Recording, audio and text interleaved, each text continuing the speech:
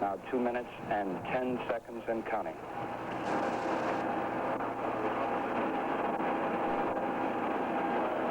The Atlas has launch control. The Agena destruct system has been armed. We're at T-minus 2 minutes and counting. Liquid oxygen tanking has been secured. Those vents are closed. T-minus 1 minute, 46 seconds and counting. This is Gemini launch control. T-minus 1 minute, 38 seconds and counting. The ignition system has been armed. We will be ready to turn on the sequencer at the 18-second mark in the countdown. Now 1 minute and 26 seconds and counting. Back at Launch Complex 19, astronauts John Young and Mike Collins getting reports on the status of the countdown, but they will not be able to see the launch. T-minus 1 minute, 13 seconds and counting. The launch vehicle now is completely on internal power as we come up toward the 1 minute mark. T-minus 60 seconds and counting. T-minus 60. The helium supply that pressurizes the vehicle is now on internal power. T-minus 50 seconds and counting.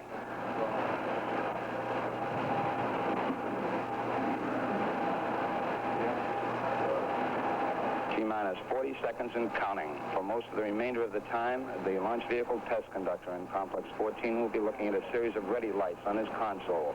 They will turn from amber to green as the automatic sequencer clicks off the various events. Now coming up on 25 seconds and counting.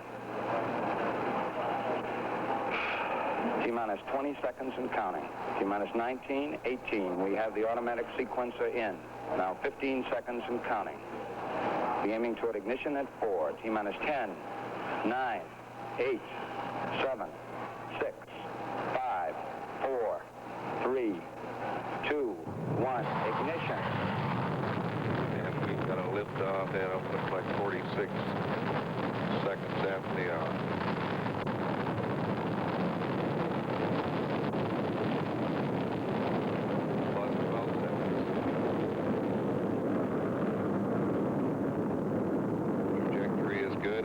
Range safety.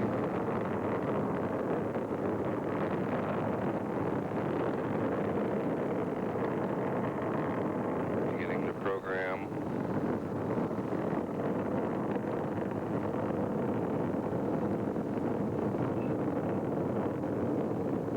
Plus 40 seconds.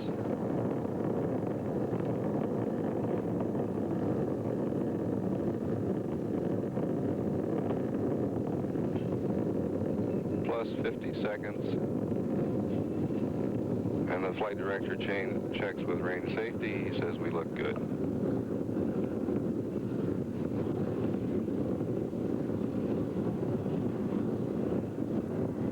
One minute, 6 seconds. And we're through the area of maximum dynamic pressure for the Atlas.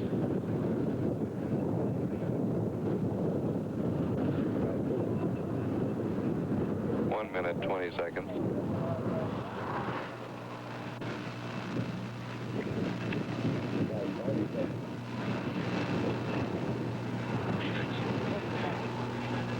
One minute and 35 seconds, and we have completed now a 30-second period of steering, which went very nicely.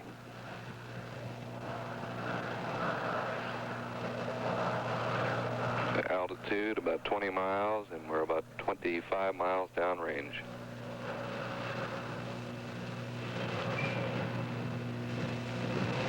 Mark 2 minutes.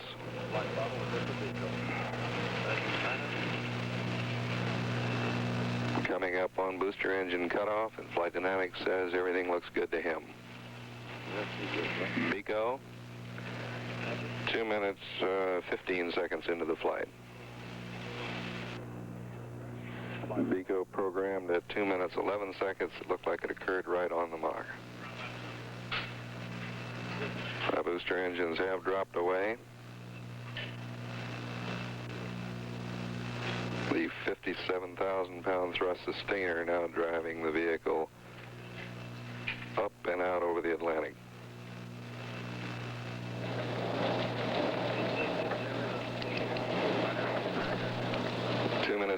seconds, the range safety observer confirms that everything looks good to him from his post at the Cape.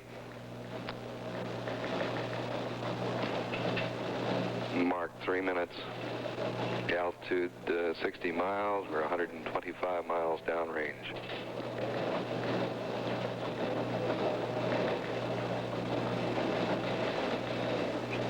Our next major event coming up at 4 minutes and 39 seconds. That will be the sustainer engine cutoff point. We are presently showing 3 minutes 25 seconds.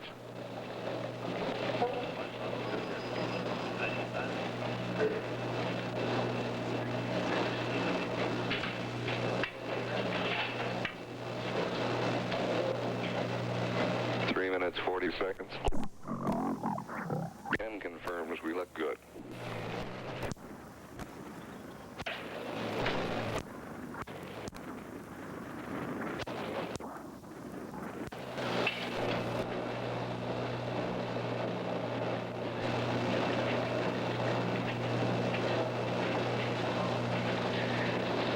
Mark 4 minutes.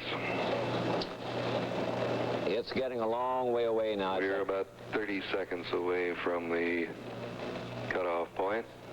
It's that tiny little dot in the middle of your screen.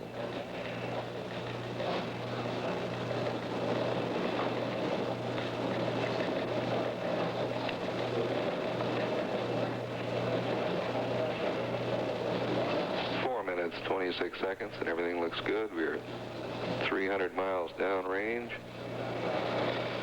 And about 105 miles in altitude.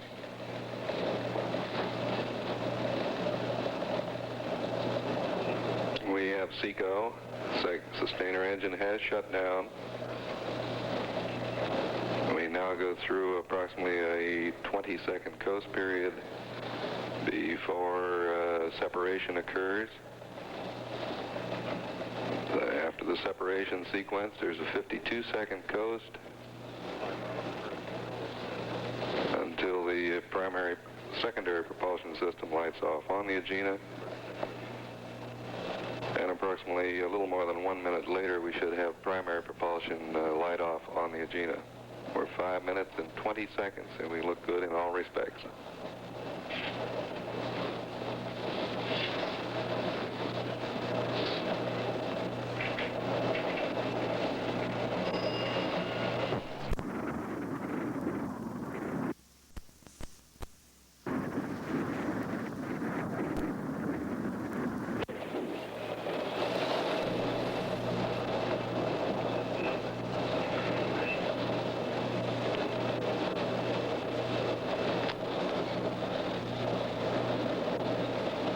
Minutes 50 seconds. And now we've got the secondary propulsion system has come in. The small thrusters ignited right on schedule. 6 minutes, 5 seconds.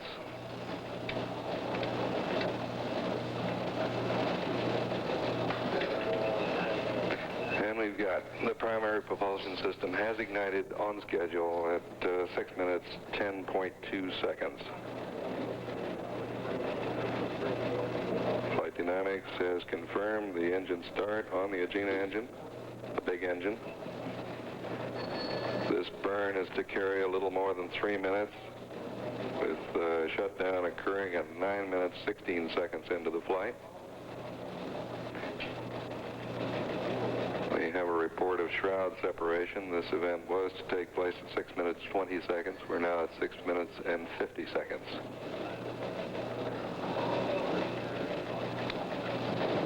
Shroud is the thing that caused so much trouble once before, you'll remember. Altitude 155 nautical miles, and we're 700 miles downrange. 7 minutes, 10 seconds into the flight.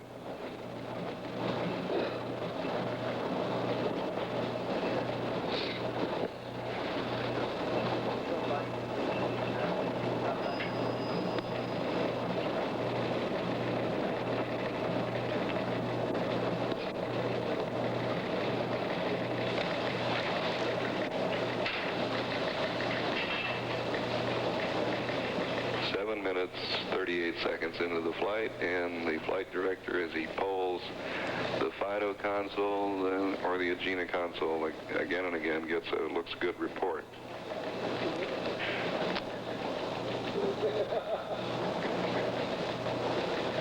They're 160 miles now in altitude.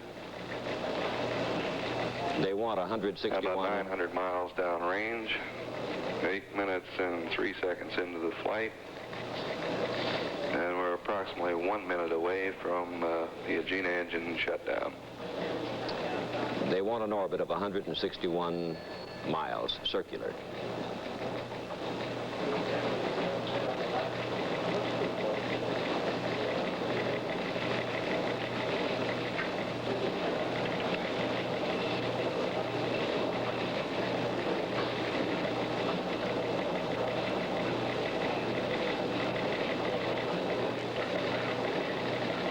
Minutes 40 seconds. Agena reports a little intermittent, some intermittency on the telemetry signal, but it's generally continuing a good, healthy signal. The Agena now leveling out at the 161 mile mark. 9 minutes.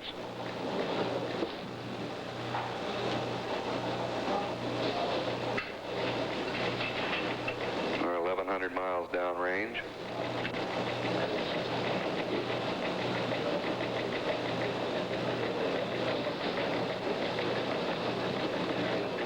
We've got cut off on the primary propulsion system.